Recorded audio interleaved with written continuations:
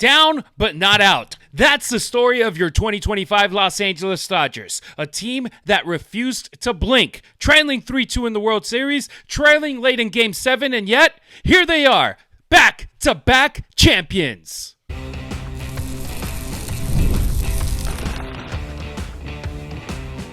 You are Locked On Dodgers, your daily Los Angeles Dodgers podcast, part of the Locked On Podcast Network, your team every day. It's time for Locked On Dodgers, part of the Locked On Podcast Network, your team every day. The celebration keeps on rolling. The Los Angeles Dodgers won their second consecutive World Series title, but this one feels a little bit different. Coming up, did they actually ruin baseball or help it? Yoshinobu Yamamoto became a postseason legend for the boys in blue. But first, Travis, the Dodgers clawed themselves back from the brink of elimination to hoisting that commissioner's trophy once again. Yeah, I don't think I've stopped smiling since Saturday night. Just an unbelievable ride. One of the great World Series of all time. I cannot wait to get into all of it on today's episode of Locked On Dodgers, which is brought to you by Game Time. Download the Game Time app, create an account, and use the code LOCKEDONMLB for $20 off your first purchase. He's Travis Rodgers. I'm Harry Ruiz, two guys who talk sports for a living and bleed Dodger blue for life. You can get more Travis on 710 ESPN LA and the ESPN LA app from 3 to 6 p.m. with the Travis and DeMarco show. I have a feeling there's going to be some baseball talk today. As for me, I'm the Spanish play-by-play broadcaster for the USC Football Trojans and the Las Vegas Raiders. But nothing beats jumping on the mic every weekday morning and diving deep into what I love most, which is talking Dodger baseball with you. If this is your first time tuning in, welcome aboard. You've officially joined the Locked On Dodgers family, and we're thrilled to have you here. And to those that are everydayers, you already know what it is. You're the engine that keeps this show running, and because of you, October 2025 just became our biggest month ever on YouTube since that channel was launched over 4 years ago. Don't forget, our listener line is open. It's available 24/7. Hit us up at 279-3-LOCK. That's 279-356-2533. Drop your name, where you're tuning in from, and your take on all things Dodgers baseball. Call or text, and you might be hearing yourself featured in an upcoming episode. Down, but not out. Still champions, baby. The Dodgers were down 3-2 in the World Series. They were down 4-2 in Game 7. They were down in just about every count, every inning, every storyline, but never once that they looked defeated. Never once that they blink, and they were able to come from behind and get that win. Yeah, Harry, I think that is the ultimate takeaway for the 2025 Dodgers. They're world champs for the second consecutive year. That hadn't happened for a National League team in a half a century. It's the first back-to-back team we've seen since the Yankees at the turn of the century. So the winning is incredibly important, and I think it cements their dynasty. But I think the biggest part of the 2025 Dodgers is their resiliency, their refusal to roll, their refusal to stop grinding it out. And I get it. They got Hall of Famers all over the place. They've got all-stars all over the place. Yes, they spend a lot of money on a lot of their players, and they are definitely one of the haves as opposed to one of the have-nots. But that was a clinic on how to grind it out. It was a clinic on how to never stop competing and fighting, and every last guy on the roster. Yes, Shohei Ohtani is from another planet, the same one that Yamamoto is from. I don't know what they're teaching those guys to do over in Japan, but more of it, please, because it's absolutely amazing. But look at who won them those games. It was Andy Pages with one of the great catches of all time. It was Justin Dean knowing the ground rules to throw his hand in the air and not reach for the ball. And, of course, it's Miguel Rojas, who, look, I mean, really good player, a Dodger fan favorite. Miguel Rojas is a journeyman. Miguel Rojas is not an all-star. Miguel Rojas is not a highly paid player. And then it's a guy they drafted and developed in Will Smith, who hits the home run. Max Muncy, they take off the scrap heap in Oakland. Like, all of this, and they are all grinders, no matter how much money they make, no matter how many all-star teams they've been on. They grind it out. They had their backs against the wall, not once or twice, but probably 5 or 6 times in that game. They showed up defensively. They showed up offensively. They showed up on the mound. They showed up in the manager's office. Like every single one of them contributed to that win, a total team win, a total team effort, and an incredibly gritty win for a team that people see from the outside. Dodger fans, you know this. Locked On Dodger fan, everydayers, you know this. This is not a Hollywood team. This is a grinding, relentless machine that won the World Series by this much because they never stopped fighting. And our everydayers, when they tune in, they know about this team. But if you're from the outside looking in, you're like, oh, they have Shohei Ohtani, who's a billion-time MVP. They have Freddie Freeman, a multiple-time World Series champion MVP. Mookie Betts, now 4-time World Series champion. MVP. They look at those guys and they're like, the Dodgers, they're just spending money left and right to see what they do. Teoscar Hernandez, he had just come over last year from the Seattle Mariners after being with the Toronto Blue Jays. The Blue Jays could have kept him. They decided not to.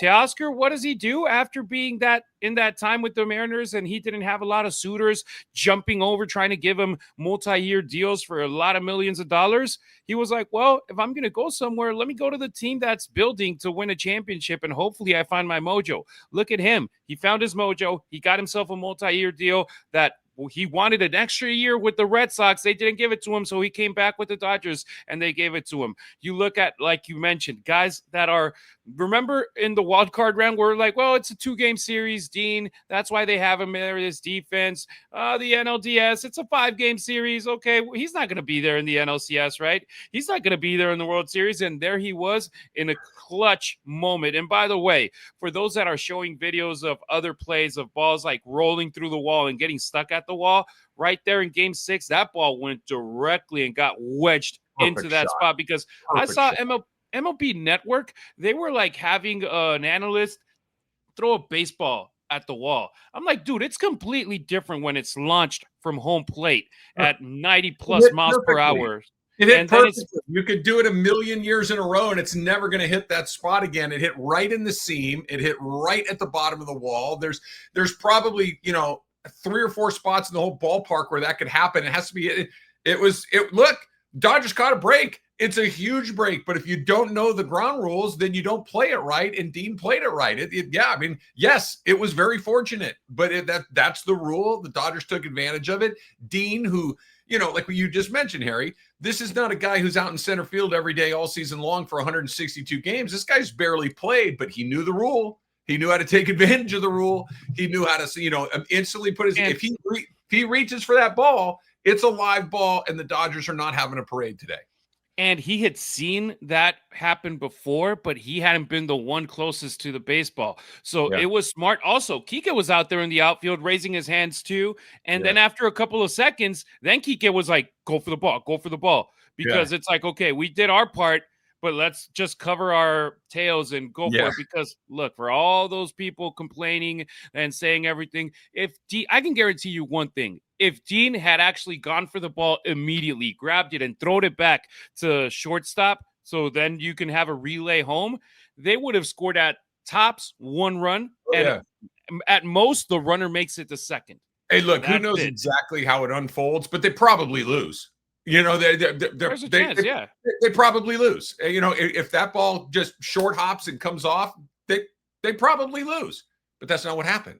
That's not what happened. The ball stuck in the wall. They took advantage of it. And, to kind of go back to what we were talking about a second ago, Dean makes a great play. They won Game 3 because Will Klein pitched 4 shutout innings. They won Game 3 because Eduardo Henriquez. Absolutely. Clayton Kershaw got out of a sticky spot. Like, they used their entire roster to win this World Series, a complete and total team victory. And every single person that was in that dugout, in that bullpen, in that clubhouse contributed to it, and they've got to feel phenomenal about it because it was a complete and total team championship.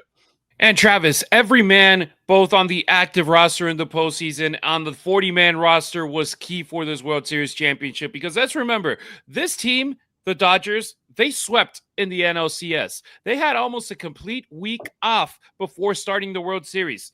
So you had like guys like Bobby Miller out there throwing a simulated game against the starting lineup for the Dodgers. Other guys that were on the 40-man roster were out there practicing with the team to be sure that they were ready for when the World Series started. Because before this World Series, every instance where the series went with one team sweeping their championship series and the other one going to 7 games. It had been the team going to 7 games in one championship series, winning the World Series against a team that was very well rested. And the Dodgers, they knew how to manage it. At the end of the day, it was a very competed series where it was like, oh, because of the rest or because of the rhythm one team had, it was a difference. No, they just got the results when they needed them the most. In the closest games, in the game that goes 18 innings, in a game that gets determined until the last second, in extra innings in Game 7, the Dodgers got the best part. You can look over at the games that Toronto won, and they got an 11-4 win in Game 1. They whooped the Dodgers in Games 4 and 5 at Dodger Stadium because the Dodgers weren't able to score runs. It doesn't matter right here. It's all about getting a win. It's not about, oh, they scored more runs or they got more hits than us. No, as long as you win the game, that counts the same as a blowout. It's funny. It's cliche. It's all the little things that your coach tells you when you're in little league or high school or whatever it is you're playing your baseball. The little things make all the difference. The little things win baseball games. And this was a perfect example of how true that is. It was little small things. Yes, there are big home runs. Yes, there are performances on the mound, but the Dodgers won this series because every time they needed to execute a difficult play, they were able to do it. Whether it's Rojas throwing home to just barely get a runner coming home from the plate, whether it's the Blue Jays' failure to get a better secondary lead on that play. Kiner Falefa was right near the bag. If he gets a better secondary lead, he probably beats that. They probably win the World Series. The Dodgers execute a series of plays in that 18-inning game, relay plays to throw guys out at the plate. They get a series of just high-level IQ baseball. Kike Hernandez doubling a guy off. A guy gets a little too far. He makes a base running mistake. Barger does in Game 6. Those are the things. Little mistakes cost the Blue Jays. The Dodgers made plenty of mistakes, but they weren't fatal ones. In the biggest moments, they stepped up. I think it speaks to how important it is to have a veteran team, how just good and well prepared the Dodgers are, how good of a job that Dave Roberts did in preparing his guys to just keep playing. Look, the Dodgers were struggling to score runs basically for the entire playoffs, but it never really felt like they were panicking. They just continued to play the game, and that's why they're world champs for the second year in a row, with a relentless commitment to the little things that they did. And quite frankly, Harry, anybody that's been with us going back to the middle of the season, that we've been harping on the little things that they did not do well for a good chunk of the season. And I was saying it, and you were saying it, that those are the sorts of things that are the difference between winning a ball game or not. And they finally started to do those things at the most important time. And they're world champs because they did all of the yes, home runs are important, but those little things, the relay home, Will Smith getting his foot back on the bag, secondary leads, throwing to the right base at the right moment. That's why they're champs.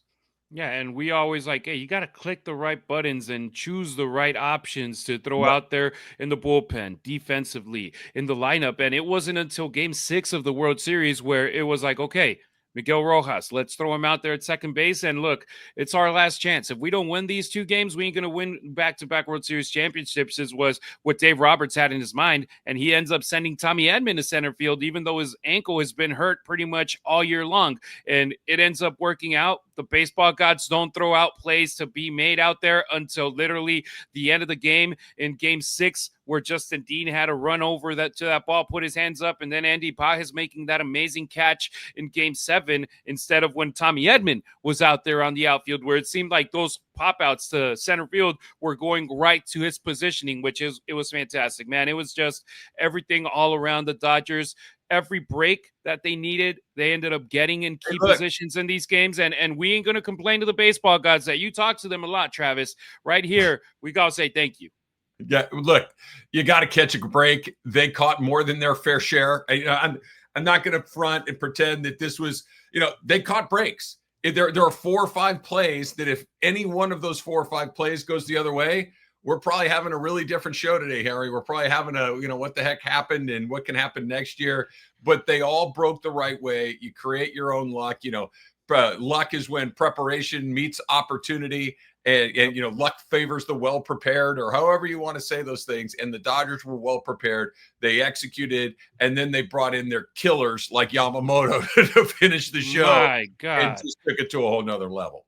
I mean, we talk about the team going out with Shohei Ohtani to start the game. He wasn't at his best. No. Then you throw out there Justin Robleski, who we got to give him a lot of credit, a lot of props, because some folks started thinking, oh, man, we're throwing Robleski out there right now. We have Glasnow and Snell available. Why is this happening? And the kid ended up delivering for the Dodgers. Glasnow comes in, Snell comes in, Yamamoto comes in. Your whole starting rotation, you ended up seeing it out there in game number 7, because it was something where, man, we needed all of them, and they ended up delivering. Coming up on Locked On Dodgers, we're diving into the man who set the tone from the mound, Japan's ace, the Dodgers hero, Yoshinobu Yamamoto. The NBA is back, and there is no better place to get in on that NBA action than FanDuel, the official sports betting partner of the NBA. So let's say that, you're running a little late. You missed the start of the game. Let's say that you wanted to see how the game starts to unfold, and then you want to get in and ride that hot hand. FanDuel's got you covered, because FanDuel has live bets on everything from who will score next to fourth quarter comebacks. Plus, you can even combine your live bets into a same game parlay. And you know what that means, a shot at an even bigger payout. It keeps every game exciting, especially when your team starts to make that late push and you know that you got that little something extra going on in there as well. So right now, FanDuel is making it even the more perfect time to do this, because they're giving new customers $300 in bonus bets when your first $5 bet wins. So head on over to FanDuel.com, sign up, and play your game with FanDuel, the official sports betting partner of the NBA. Thanks for making us your first listen wherever you may be tuning in, either on your favorite podcast app or our YouTube channel. Smash that notification bell so you never miss a beat. Full episodes, hot takes, breaking Dodgers news, and much more. If it drops, you're on it. That's how you become an everydayer here on Locked On Dodgers. Japan's ace, Dodgers hero, Yoshinobu Yamamoto didn't just pitch a complete game in Game 2 of the World Series. He kept the Dodgers alive in games going 6, in Game 6 to force a Game 7 where Dave Roberts said he wouldn't pitch. But he ended up doing so 24 hours later, and he delivered one of the most clutch performances in Dodgers postseason history, Travis. Yeah, not only did he pitched 2 and 2/3 more innings, nearly 3 full innings a day after throwing nearly 100 pitches in Game 6 and putting his team, in an opportunity to go win a World Series. Here's what I know for sure. You're going to see a lot of guys show up at spring training next year doing yoga and throwing javelins. That's what I know for sure, because Yoshinobu Yamamoto just redefined what it means to be a competitor as a starting pitcher. This is legendary, what. This is not just, oh, he was really good. Oh, he won the World Series MVP. I mean, I'm taking nothing away from anybody, but somebody wins the MVP every year, right? They hand out the award at the end of every World Series. But this was one of those, oh my God, this is the easiest decision that we've ever seen because of what he was able to do. The unbelievable level of calm that he brought to this. This is the only guy, Harry, that pitched the entire season for the Dodgers. He didn't miss a turn. He was out there every single time. He took the ball in the postseason. He takes the ball in the CS. He throws a complete game there. He takes the ball 3 different times. I mean, this is the stuff you and I aren't old enough to know, but you'd hear your dad, you'd hear your grandfather say things like, oh, Sandy Koufax back in the 60s, man, he'd take the ball on 2 days rest. And you're like, oh, yeah, right. No, nobody does stuff. We just saw it. We just saw it with our own 2 eyes, where a guy on 0 days rest went out there and won the World Series. The way that Giant fans talk about Madison Bumgarner doing what he did against the Kansas City Royals. The way that Arizona Diamondbacks fans talk about Randy Johnson coming out of the bullpen in Game 7 after pitching Game 6. We've got one of our own in Yoshinobu Yamamoto. It was as good as it could be. It can never be better. He's a Dodger legend for Fernando Valenzuela, Oral Hershiser, Sandy Koufax, Don Drysdale, quite frankly, Walker Buehler, like these guys that are just legends of October baseball for the Dodgers on the mound, and Yoshinobu Yamamoto is on the Mount Rushmore of that. That's how good of a performance it was. He will be a Dodger legend forever. Nobody threw more in that game than Yamamoto innings-wise. 2 2/3 innings. Ohtani, he went 2 1/3. Glasnow went 2 1/3. Yamamoto 2 2/3, and Yamamoto 34 pitches. The only two guys that threw more than him, Ohtani 51, Glasnow 38. But in that moment, those situations where it's all or nothing, where you ended up having bases loaded, that out at the plate, where the Dodgers were able to, when Rojas got the ball, I honestly, first thing I was thinking was double play. I was like, wait, everybody is moved out of position to be able to get the ball from second to short, from short to first, to get a double play and end the inning. First base, the only way to go. And he kind of like double clutched it, but then ended up getting it out. Yeah, he got it out, and you look at the replay from the top, and Will Smith's spike gets there right on time. And there's people saying it's like, man, he should have just ran through the plate instead of just trying to slide, and it would have been a better shot for them to be able to get it. It's like first base. You don't need to get there. You just need to get through it. Yeah. Yeah. I thought that he made two mistakes. He being kind of fluffy on that play. He made two mistakes. Number one, his secondary lead was awful. And I get it. They don't want to get doubled up on a line drive. They got flashbacks from Game 6, and it was like, 100%, hey. 100% they were having flashbacks from Game 6. I get that. But even then, he was way too close to third base. And you're right. If he runs through that bag, or the plate in this case, he definitely makes it. I think that he makes it. I don't know if it's easily, but I think he makes it, obviously. Closer play. Yeah. And then the other part too is Harry, I had a moment when they went to review it, because in real time, you could tell the ball beat him, right? In real time, okay, he's out, they got him. And then they go back and you see Smith's foot come off the plate temporarily. And now it did get back onto it just in the nick of time. But I for half a second, I'm like, we're really going to end Game 7 of the World Series on a replay review? And I guess you'd have to, right? I mean, that's what it's there for, is to fix moments like that. And thank God that it was incredibly close, but it was also obvious that Smith had gotten back onto the plate. Again, it's like what we were just talking about a second ago. It's those little things being executed. The Dodgers executed. The only way you were going to get a double play was a 4-2-3 double play, because, like you mentioned, everybody's in a weird spot. You're not going to get back to where everybody needs to go.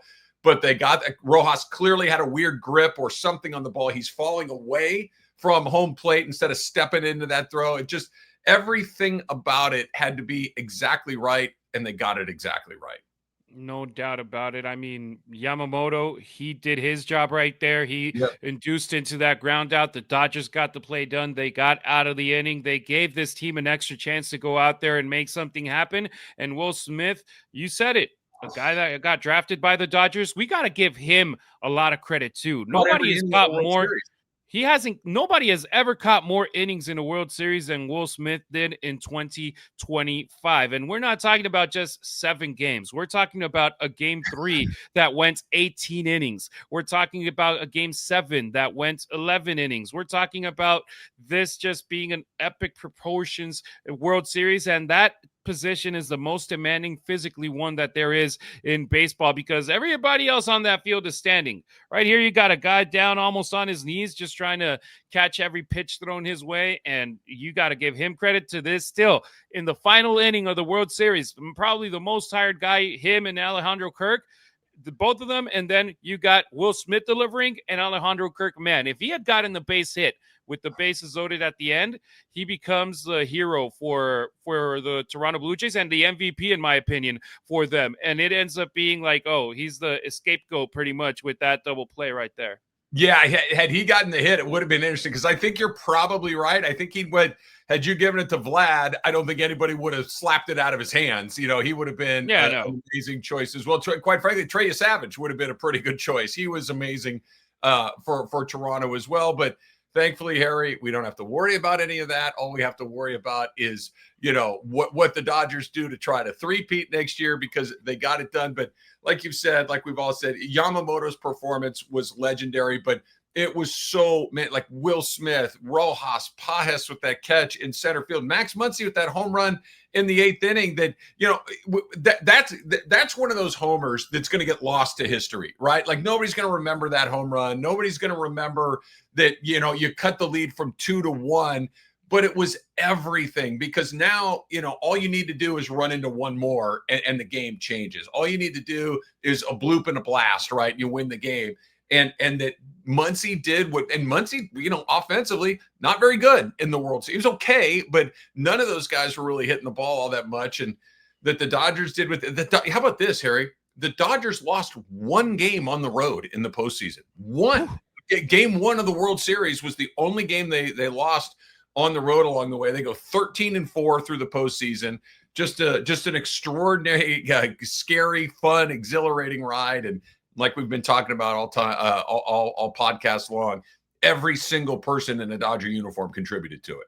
And we'll talk about this in future episodes, because we got a full off season now to talk about stuff that don't have to do with baseball. Exactly. We just drew over the World Series and the Dodgers going back to back, but Yamamoto, 2 years with the Dodgers, 2 World Series championships. Shohei Ohtani, 2 years with the Dodgers, 2 World Series championships. Roki Sasaki, 1 year with the Dodgers, 1 World Series championship. Do you think that this is going to benefit the Dodgers even more, being like, oh, look, if I go there, I have a really, really, really good shot of making it to the World Series? Because the Blue Jays, they were courting Shohei Ohtani. You had the Mets courting Yoshinobu Yamamoto and Roki Sasaki. You had all these other teams, the Giants, trying to throw their money to Ohtani, to Judge, to every free agent available, and they end up getting Rafael Devers via trade. And it's like every free agent is going to look like, hey, if I get offered a similar deal between A and B, and one of those options are the Dodgers,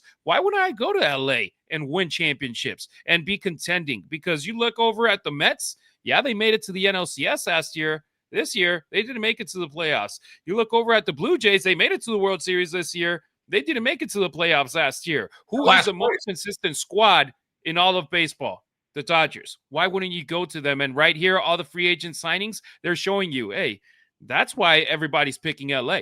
Not because of the money, but because of the winning.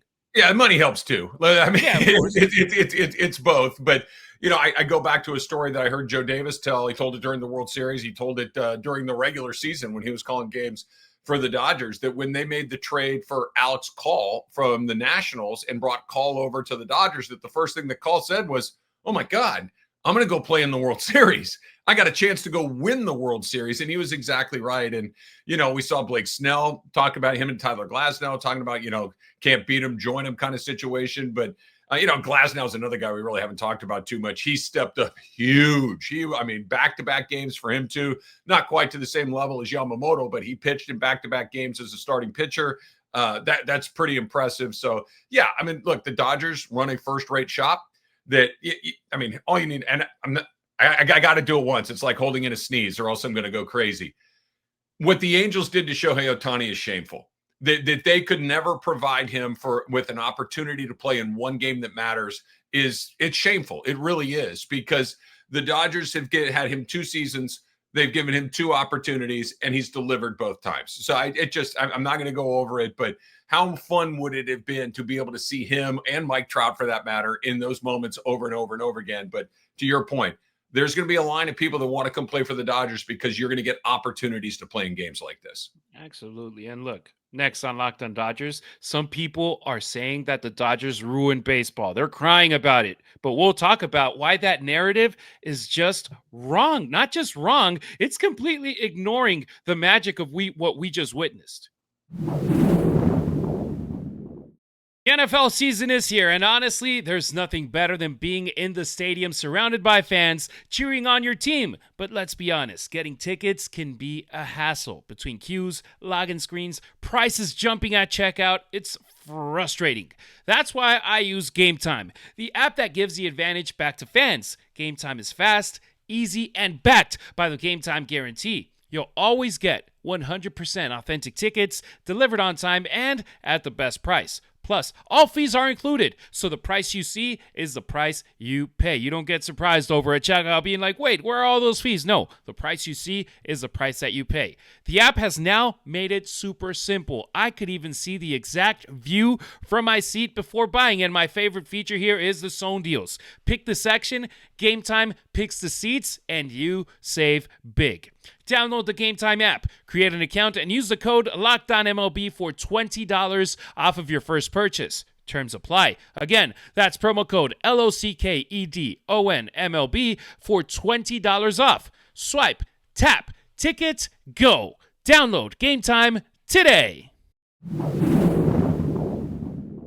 Don't forget to follow Locked On Dodgers not only on YouTube, but on X, Instagram, and TikTok as well. You can find Travis on social media at Travis Rodgers on X and Instagram. Just replace the D on Dodgers with an R, and you have Rodgers, the way that it's spelled, just like Aaron Rodgers, too. Meanwhile, I'm at Harry Ruiz on X, at Harry_Ruiz on Instagram, and at Harry Ruiz_ on TikTok. Did LA really ruin baseball? Let's get something right.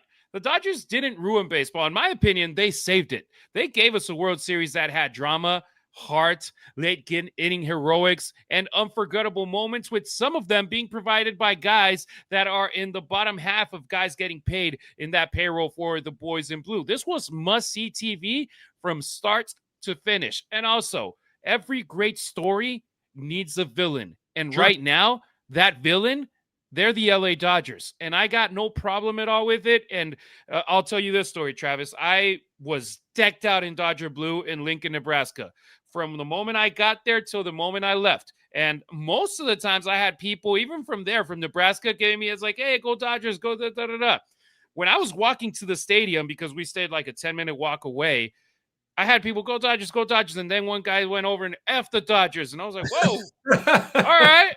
Okay, get some people going that way, and that's how it feels like right now. When you go on social media, you get a lot of folks on X and Instagram and TikTok just trying to hate on your team. That shows you you're doing something right. Yeah, look, I don't care what anybody else thinks. You know, quite frankly, if they think that, fine, go ahead. Look, this was a clinic on great baseball. The Blue Jays were this close to beating them. The Dodgers didn't go in there and club them. This was not the 92 Olympic team with Michael Jordan and Charles Barkley and Scottie Pippen that just went over and won every game by 50 points. This was a series that could have gone either way. The Phillies had a chance. You know, if Orion Kerkering doesn't throw a ball to the backstop at Dodger Stadium, who knows what we're talking about? These games are played in real time, in real life, with real people. The Dodgers spent a lot of money. Okay. So do a lot of other teams. Fine. The Dodgers, like you said, Harry, these players want to come to Los Angeles. There were a lot of teams that were offering Shohei Ohtani exactly the same deal. He chose LA. Yoshinobu Yamamoto could have gone wherever he wanted. There were other huge deals on the table. He chose LA. Roki Sasaki chose LA. These players, Blake Snell, the deal that he got, there was equal money on the table other places. He chose LA. That this is not something where the going rate is 100 and the Dodgers are offering 500. They're offering 100 too, and these players are choosing to come here. This isn't a rigged game. The Dodgers have resources. They use them, and they've won 3 titles in the last 6 years. And that's exactly what every fan base would want. And if people are in their feelings and they think it's an economic problem, you're wrong, and I don't care if you don't understand it.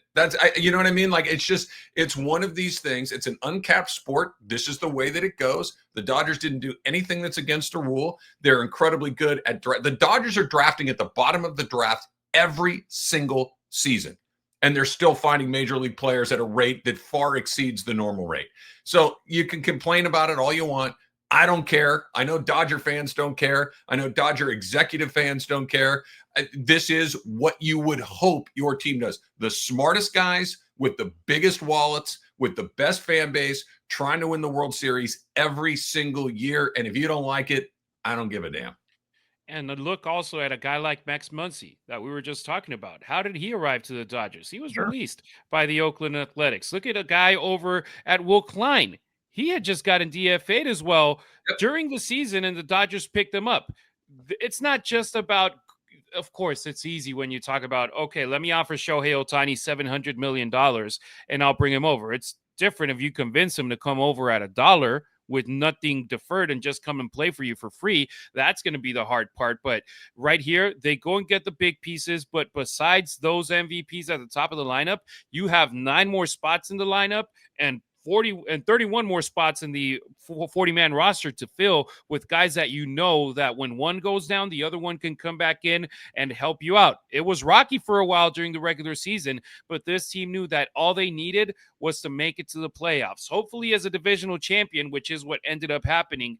And right now, the haters, they're being loud right now because they see the success that the Dodgers are doing. They were pretty quiet, or actually loud on another sense, when the Dodgers were losing in the divisional round in 2022, in 2023. They were being really quiet when the Dodgers were making it to the postseason in the 2010s, right when Guggenheim bought the team, but they were finding that borderline of like, okay, you can't make it past the NLCS. You can't make it into the World Series until they made it in 2017 and 18, where they lost in 7 and in 5 against the Astros and the Red Sox, respectively. They were like, you see, you guys almost 30 years without a championship. They get it in 2020. Oh, Mickey Mouse World Series. It doesn't count. Shortened season.